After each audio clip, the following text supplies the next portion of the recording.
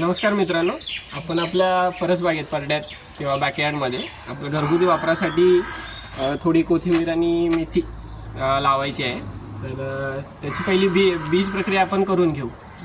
जे humic acid आहे, humic acid जे आपण घरगुती तयार केले आहे शेणीपासून वगैरे, त्याची थोडीशी क्वांटिटी पाण्यामध्ये मिक्स करून ह्या बिया ओव्हरनाईट भिजत ठेवायच्यात रात्रभर आणि उद्या आपण त्याची लागवड करायची.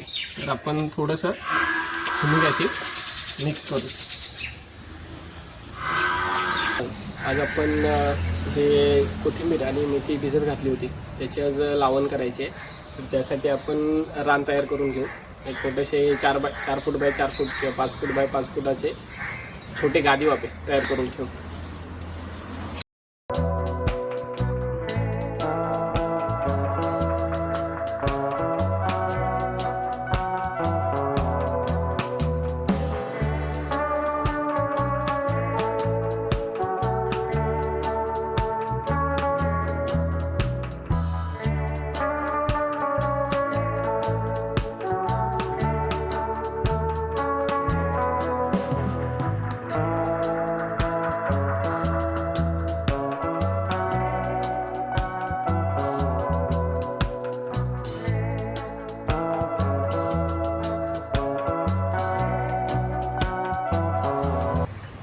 तर मित्रांनो, आपण हे काल भिजत ठेवलेले मेथीचे दाणे आणि कोथिंबीरचे दाणे भिजून तयार झालेले ते आपण सावलीमध्ये वाळवून घेतलेले